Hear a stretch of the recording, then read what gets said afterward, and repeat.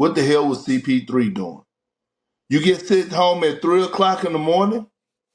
What the hell were you doing in that locker room? Because it wasn't just because of that event, that situation that happened. It was stuff that kept building up throughout the course of the season.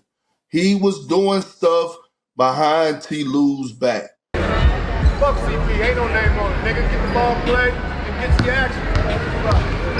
Let's go, why you got it? Change the time. Okay, so we got to talk about this Chris Paul situation, man, because it's looking like there's more things that's unfolding right now, man. Kendrick Perkins came out, said some things that nobody hasn't really been talking about, because I think Kendrick Perkins may have an inside scoop about what went down between Chris Paul and Tyronn Lue, man, because that's the basis of what we know, that obviously something happened between Ty Lue and Chris Paul to the point where, Stephen A. Smith was sounding off and saying, you don't do stuff like that. And if he finds out Ty Lue has something to do with that, sending Chris Paul home, that he's going to call Ty Lue out. Stephen A. Smith did that on his podcast. Now, over the last few hours, reports have come down that Chris Paul was not even on speaking terms with head coach Ty Lue.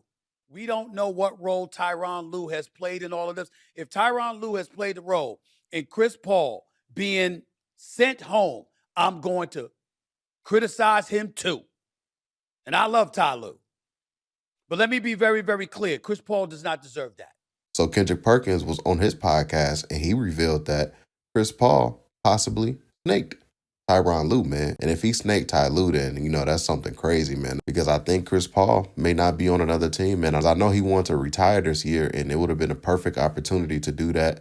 And Clippers, man, if you look up the most popular Clipper, it is Chris Paul. So let's check out what Kendrick Perkins said about Chris Paul possibly snaking Ty Lue, man. Let's check out this clip right here. And if you can, hit that like button. That really does help support my YouTube channel, and I really do appreciate that. Let's check out this clip right here. He was doing stuff behind T. Lue's back, going to players, whispering, saying things and causing turmoil when the team is already struggling and going through a lot. The last thing you need is a guy that you brought in to be an extension of the coach, to be a voice, a positive voice in the locker room, to be a negative voice in the locker room. And that's what I'm getting from it, because it's hard as hell. And people say, oh, yeah, I'll sit at the bench and collect a vet minimum for 3 years and be a mentor. You have to applaud people like Udonis Haslem, because that's not an easy task, right? That's not an easy task, especially when things are not going well for you. So when I think about him being sent home, and I think about me knowing Ty Lue, my feelings still remain the same about Lawrence Frank. They should have been, his ass he need to be gone. Okay, he needs to be gone. My feelings don't change about him. But what I will say, I've been reading, I've been listening, and it's a lot of people that have been commenting, a lot of text messages I've been receiving that saying, hey, Perk, stop it now. CP3 ain't no saint. And these were people that actually shared a locker room with CP3. I'm going to give you an example. They're on the road. They're playing the game. They up by double digits. Okay, a team comes back. I believe it was Memphis. It might have been Dallas. Memphis or Dallas game. Coach Van Gundy calls the defensive scheme to one of the young guys and tell them, hey, we're going to do this. They break out of the timeout. Chris Paul goes to the young fella and tell him, no, you need to do this. He does what Chris Paul tells him to do, and he get his ass cooked. And those are the things that you cannot do. We all know T. Lue. We all know that it got to be a certain level for him to get to the point where he's not fucking speaking to you. Y'all probably seen T. Lue blow up one time. And that was the time where he called Braun out in the finals, and then he hit it, and Braun hit another switch, and then y'all went on here to win, have history, come back down 3-1 in the NBA finals. So you're saying he was warned multiple times? He was warned multiple times? You're saying that they had he had been warned multiple times about that type of stuff? They have had meetings with CP3 multiple times. Multiple is twice, right? Yeah. Several times. more than Okay, several times throughout the course of this short season about certain things. And so, yeah, we could blame and say, yeah, he shouldn't. But just think about it. Like I had to think about it. Like, damn, they sent a future Hall of Fame, like kicked him off the team at 3:00 in the morning. Like you had to think, like, what the hell was he doing? In a place where his jersey was about to be retired. Yeah. That's my next. He might be the best Clipper ever. How does this affect CP3 and his legacy? It doesn't. No, we all can't knew. go anywhere else. You just gotta go home. So that's what Kendrick Perkins revealed on the Road Trippin podcast. And, you know, like I said, you know, you got Rich Jefferson there. You got Channing Frye there. You know, these guys who had played with Ty Lue, won the ring with Ty Lue. So, you know, maybe they had called Ty Lue and they had told him. And then obviously, you know, with Kendrick Perkins being there, you know, being on ESPN and having an inside scoop as well, he's going to tell it like it is and not really care about the situation. But yeah, I feel like RJ or Channing had told Kendrick Perkins what went down.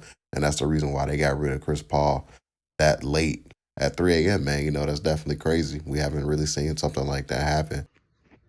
Yo. Look, I was supposed to be out today. I was minding my damn business, okay? Putting up my Christmas tree. All right, but here's the thing. I'm so tired of Lawrence Frank. I'm sick and tired of Lawrence Frank. I don't know how many chances or what he got, the skeletons that he know about that are in the closet of the Clippers, but something got to change. You know what I'm saying? You don't handle a situation with a future Hall of Famer in CP3 the way that this situation was just handled. Oh, we're going to send him home? We're going to send him home. It's bad enough. We could dive into the whole Kawhi Leonard situation and how I believe it's one of the worst signings ever, right? Free agent signings ever, and how he didn't just handed basically Oklahoma City a damn dynasty. Sam Presti got enough picks that he take them home. He have steak, potatoes, and a side of picks every single night. That's how many draft picks he got because of the Los Angeles Clippers and Lawrence Frank. But how many times are we going to sit up here and watch this man and allow him to do weasel things, right? What he did to Doc Rivers. Doc Rivers bring him to the Clippers. All of a sudden, he get a promotion. He's at the front office. Doc Rivers get fired. Okay, cool. Look at the John Wall situation. Broken promises to John Wall. All of a sudden, things don't go well. John Wall started to get DMPs. John Wall probably had another 2 or 3 years on to his career. All of a sudden, it was over with once he finished with the Clippers. And now we get to this point. Forget the fact that he got rid of Norman Powell. We're not going to even get into that because Miami doing their thing. Eric Spoelstra loving him. He's probably going to send Lawrence Frank a damn Christmas gift. But now you treat a future Hall of Famer, CP3, the way that you did because he want to hold people in that organization accountable. Hey, man, I just don't get it. I don't know what's going on down there. I know it's a disaster, but this makes the organization look worse. And I just don't understand how this man continues to run this organization and get chance after chance after chance. It's crazy to me. So I would like for you guys to get in the comment section down below. I would love to hear your thoughts about today's video. Don't forget to hit that like button. Don't forget to hit that subscribe button as well. Catch you guys on the next one. And we out, guys. Peace.